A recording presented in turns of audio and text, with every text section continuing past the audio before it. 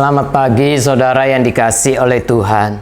Setiap ciptaan Tuhan harus menyatakan perbuatan Tuhan. Dan setiap orang Kristen harus bersaksi untuk Tuhan.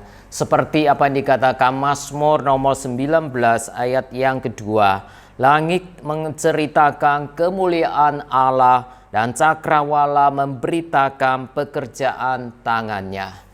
Kemudian Kisah Para Rasul pasal yang pertama ayat yang ke-8. Seperti apa yang dikatakan oleh Tuhan Yesus. Tetapi kamu akan menerima kuasa kalau Roh Kudus turun ke atas kamu. Dan kamu akan menjadi saksiku di Yerusalem dan di seluruh Yudea dan Samaria dan sampai ke ujung bumi. Saudara yang dikasihi Tuhan, ada seorang wanita yang melayani di Balai Keselamatan. Suatu hari dia menemukan seorang ibu atau wanita gelandangan yang sedang duduk sendiri di pinggir jalan. Kemudian dia mulai ingin memberitakan Injil kepada ibu ini. Ia mengundang wanita itu supaya datang ke kapel untuk mendapatkan pertolongan. Tetapi wanita itu tidak mau meninggalkan tempatnya di mana dia berada. Kemudian saudari dari gereja Balai Keselamatan itu, dia berkata meyakinkan ibu, dia berkata demikian. Kami mengasihi ibu dan kami ingin menolong ibu. Allah mengasihi ibu dan Yesus telah mati untuk ibu. Namun demikian wanita gelandangan itu tetap tidak mau beranjak dari tempatnya. Dan saat itu si saudari seiman digerakkan oleh Roh Kudus. Dia memeluk ibu tadi, dia mencium ibu tadi.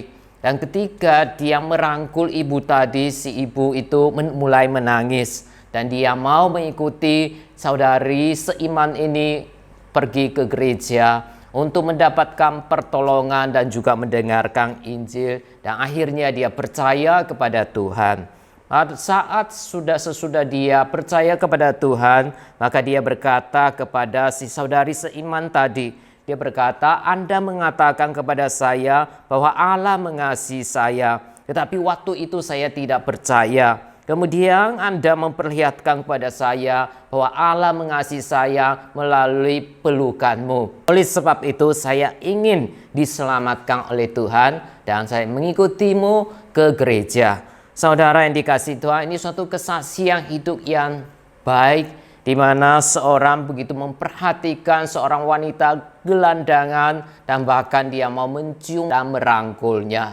Saudara, kita sebagai orang yang percaya, yang sudah menerima anugerah keselamatan, Tuhan juga ingin kita menjadi saksi Tuhan dimanapun kita berada. Bagaimana kita menjadi saksi Tuhan?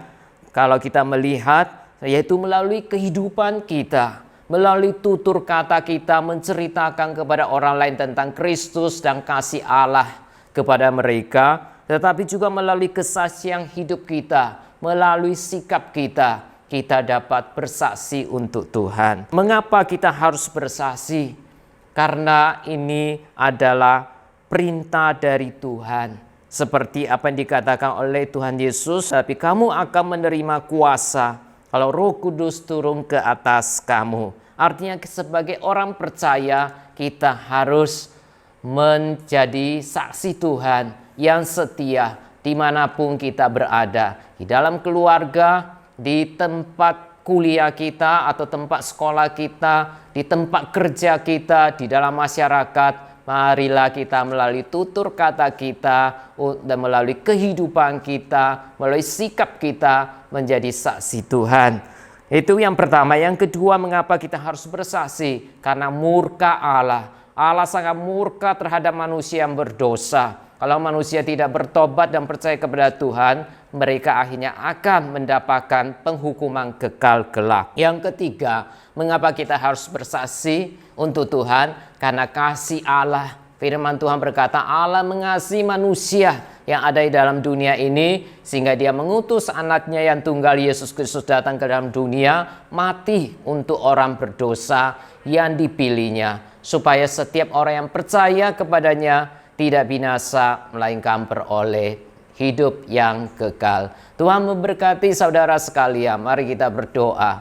Allah Bapa kami yang di surga, kami sungguh bersyukur Jikalau melalui firman Tuhan pada pagi hari ini, Tuhan mengingatkan kami adalah saksi Kristus, dan Tuhan menghendaki kami menjadi saksi yang setia dimanapun kami berada. Pakai kami sebagai alat-Mu untuk menyampaikan kabar baik kepada mereka. Di dalam nama Tuhan Yesus kami berdoa. Amin.